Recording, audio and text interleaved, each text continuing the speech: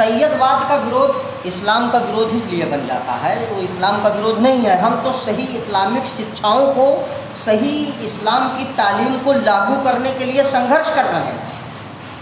اس ابلیس واد کا विरोध، سید واد کا विरोध دراصل ابلیس واد کا विरोध ہے، لیکن یہ اسلام کا विरोध اس لیے ثابت کرنا چاہتے ہیں اور وہ بن جاتا ہے کیونکہ اس کو یہ حضرت حسن، حضرت حسین رضی اللہ تعالیٰ عنہ سے جوڑ دیتے ہیں۔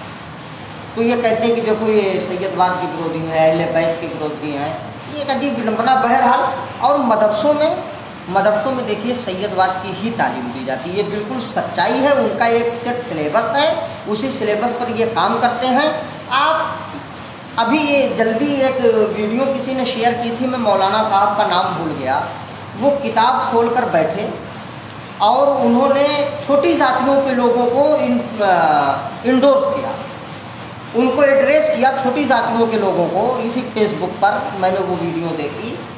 اور انہوں نے کہا کہ اشرف علی تھانوی صاحب نے جڑاہوں کے بارے میں، چھوٹی ذات کے لوگوں کے بارے میں ایسا ایسا لکھا ہے، اور انہوں نے بریلوی کی تبلیغ کر دی۔ میں نے اس میں کمنٹس لکھا کہ یہ دوگلئی کیوں، احمد رضا خان صاحب نے کیا نہیں لکھا؟ تو یہ دیکھیے اب ایک بریلوی مکتبہ فکر کا مولانا احمد رضا خان صاحب کو نہ پڑھے اور تھانوی صاحب کو پڑھ لیا ہے، کتنے حیرت کی بات ہے۔ اس نے پہلے خان صاحب کو پڑھا، لیکن چونکہ اب صرف تھانوی صاحب کا विरोध کرنا تھا، بریلیت کا پرچار کرنا تھا دیوبندیوں کے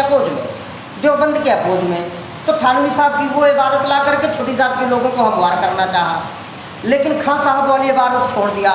مفتی احمد یار خان صاحب والی عبارت چھوڑ دیا۔ تو یہ لوگ پوری طرح سے، ایک تو یہ دیکھیے میں بڑی ذمہ داری سے اور دل پر پتھر رکھ کے میں ایسے لفظوں کا استعمال جلدی نہیں کرتا، لیکن میں کہتا ہوں یہ پیور دوگلے لوگ ہیں، ایسے لوگ جو ذات پر تو بات نہیں کرتے، باقی سارے ایشو پر بات کرتے ہیں، جبکہ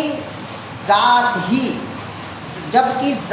ہی کی وجہ سے اونچ نیچ ہی ختم کرنے کے لیے آپ صلی اللہ علیہ وسلم نے بہت بڑا کام کیا۔ اور پورا قرآن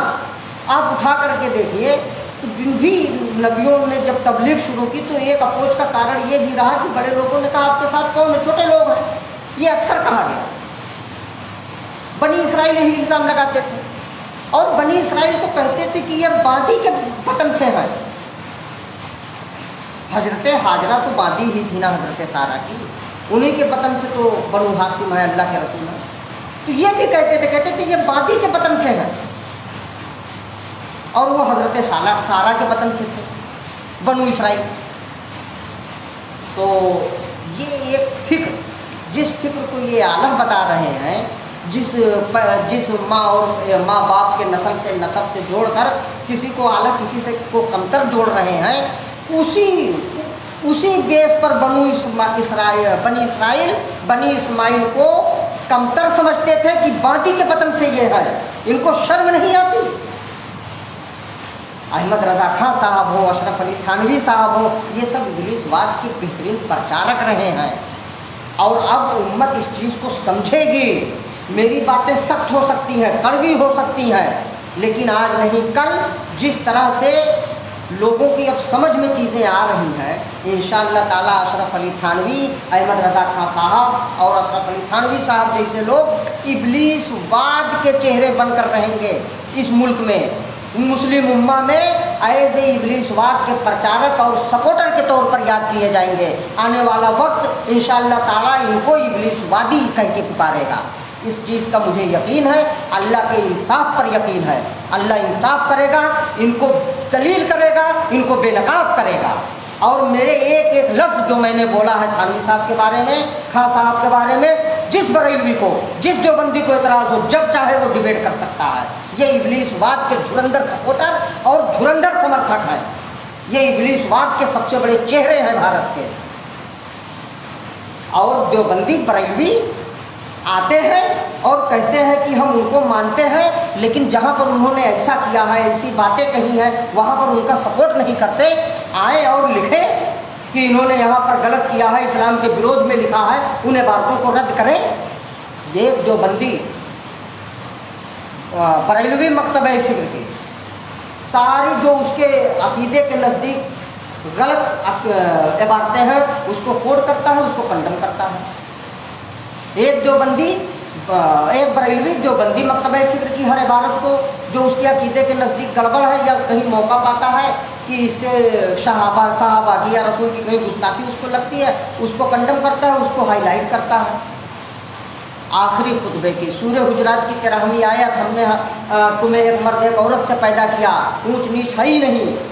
تمہیں پہچان کے لیے قبیلوں میں بانٹا، اللہ کے نزدیک عزت والا وہ ہے جو زیادہ متقی پرہیزگار ہے۔ ان ساری چیزوں کے اپوج میں جو کچھ آدھارت فتوے دیے گئے، کسی کو رذیل کسی کو اشراف شریف لکھا گیا، اس پر ایک جملہ ان لوگوں نے آج تک نہیں بولا۔ یہ پکے ابلیس وادی لوگ ہیں، اس پر ان کو سانپ سونگھ جاتا ہے، اور ہماری لڑائی اسی پر ہے۔ پسماندہ آندولن میں بریلوی بھی جڑ سکتا ہے، دیوبندی بھی جڑ سکتا ہے، اہل حدیث بھی جڑ سکتا ہے، جماعت اسلامی بھی جڑ سکتا ہے، ایک ناستک بھی جڑ سکتا ہے، کیونکہ یہ کسی فرقے کا آندولن نہیں ہے، یہ دبے کچلے لوگوں کا آندولن ہے۔ اس پر کبھی پھر آرام سے انشاءاللہ تعالیٰ بات ہوگی۔ میں دیکھتا ہوں اگر کسی کا کوئی سوال ہے تو اس پر میں آگے اس جواب دیتا ہوں، اور ورنہ انشاءاللہ تعالیٰ پھر اسے میں بند کرتا ہوں۔